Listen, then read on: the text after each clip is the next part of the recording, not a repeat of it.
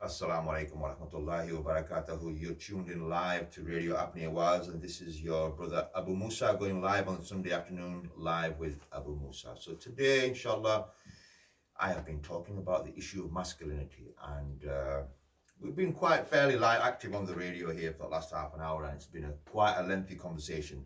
As always, if I just want to highlight to you, mention to you, we are going live with this show, and the studio number here is 01274 271 787. That's 01274 271 787. If you want to join us and get involved with the conversation, what are your thoughts? What are your views on masculinity today? What is our perspective? How should we view this issue? Should we follow modern thinking and look at the trends of society and use that as a reference, as a source for us to sort of like understand how to conduct ourselves and how to behave? Or do we have a greater definition, framework of what it is to be a man in modern day societies, or a young boy growing up in society? I've got obviously with me Mohammed, with my son, 10-year-old son, join me on the radio today. We had a slight little bit of stumble whilst we've been off air. He's managed to ruin my, I won't say, but he's managed to ruin something. So yeah, just to give you a quick brief overview of what we've been discussing. This is a lifestyle program.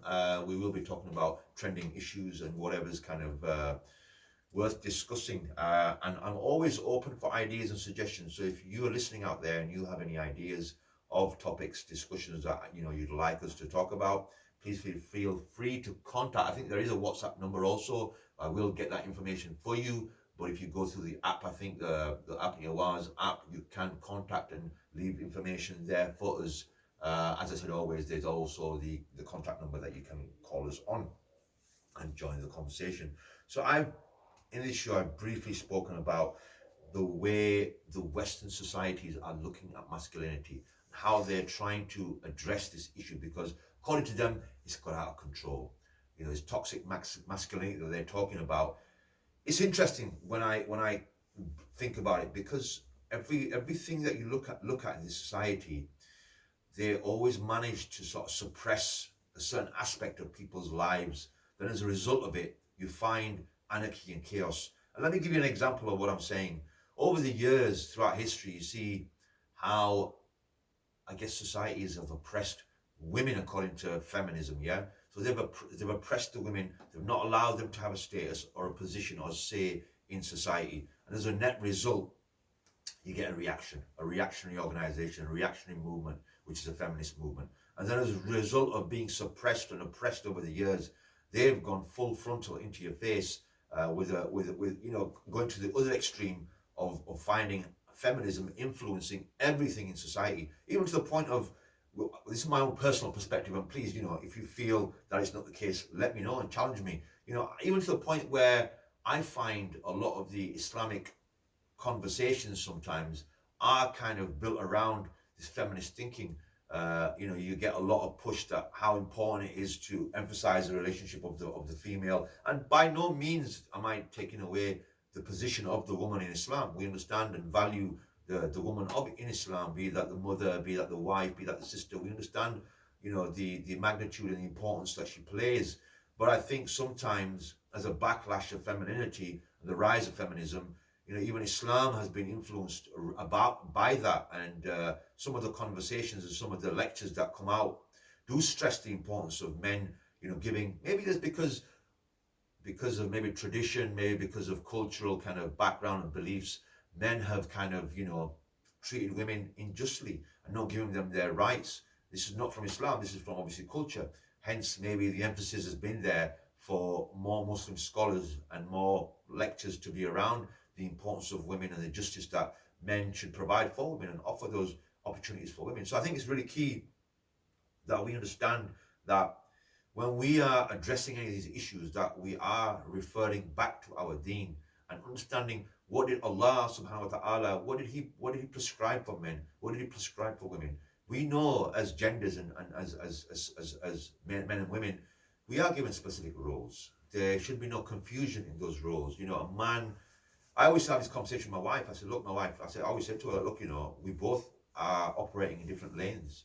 If we were two vehicles, our aim is not to cross paths, but rather be complementary and work alongside each other. So whatever strengths that she brings to the table and things that she does, they're her remit and they're within her power, and she shouldn't cross over into mine and I shouldn't cross over to hers. Yeah, there's times where we have to support each other and we have to maybe pick up the slack where the other one is kind of maybe failing. But the problem we're finding in modern societies, and this is also in Muslim communities, is that because of numerous things, maybe sometimes a breakdown in the marriage itself, single parenting, women are starting to compensate for men. And I've also seen, not just in my household, but men are starting to play roles of women.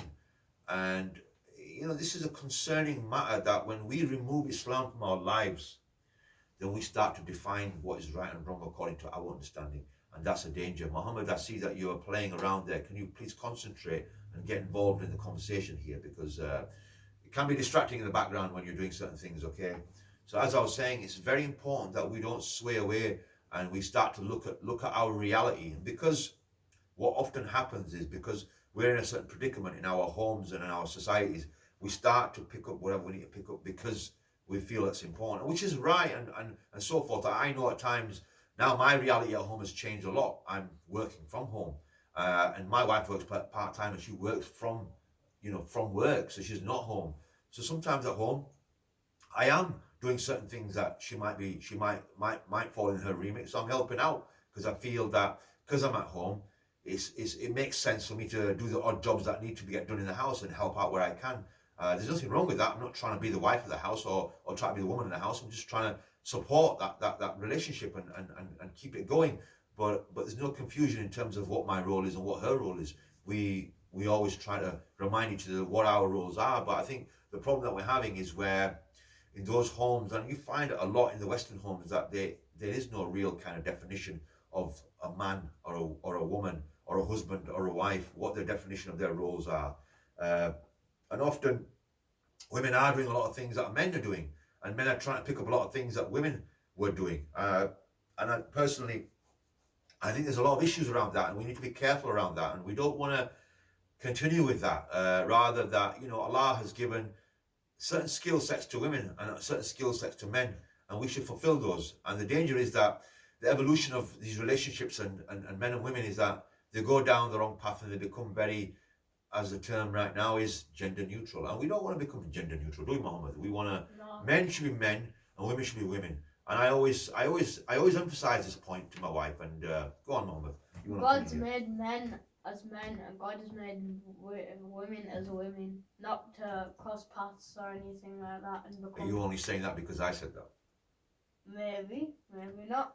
So, I mean, you as a 10-year-old boy, when you say that to me, what do you 11. Mean? 11, yeah. What do you mean? I mean, you've got sisters at home, you've got your mother at home. How do you understand your relationship to them? You're a brother, you're a son. What does it mean to you as a young boy? What things come to your mind when you think about this? What things come to my mind? I don't know. That do you feel protective? Do you feel like as a brother or a son that, my mother's there or my sister's here, I've got a certain level of protection? At school when I see my sister there, I'm like her older brother, I've got to look out for her. What are your natural instincts and reactions that, take place inside you? Do you even think about those things? Does it even cross your mind? You've got younger brother, you've got a mother, how do you feel about these relationships? They sometimes do. But I think if it's younger siblings, I think that doesn't really come to my mind often as much as being the son. It doesn't really come to my mind, even though I am the eldest in primary school. But even though I am the eldest, yeah, it doesn't really come to my mind as much as being the son does. Okay, that's quite interesting. So you're not really giving much thought. I mean, I guess asking a 10-year-old to maybe answer this question is a tough one for him, and maybe I'm asking too much. So with his very limited kind of knowledge that he has and experience that he has, he can only answer it accordingly. And I guess the kind of thing that I want you to take away from this conversation that we're having right now is that we need to move away from looking at society as a measure or a yardstick of what is right and wrong. If we start getting immersed in modern day thinking and modern day societies, the problem that we're going to have is that we will start looking for solutions within that framework. So we will look outside our houses, around ourselves, and look at individuals and whatever narratives are being pushed by the governments, by the media, by social media influencers, whoever it be that is prominent in our lives, and we will start to look at what they're saying to us and how what they're referring to is acceptable and not acceptable. And that's a danger, because their measure, their benchmark, and their goalposts change every so often. So what was wrong maybe 50, 60 years ago is acceptable today. And the danger of this thinking is that it's so fluid that we are walking on very dangerous territory, on very thin ice. And as a society, we can see where their societies are heading. And as Muslims, we need to think about is what is our position in modern day society? What is our influence? What are we bringing to the table to this society? Are we merely mimicking and imitating what this society is doing? Are we setting a standard for ourselves and we're saying, no, we are not like you.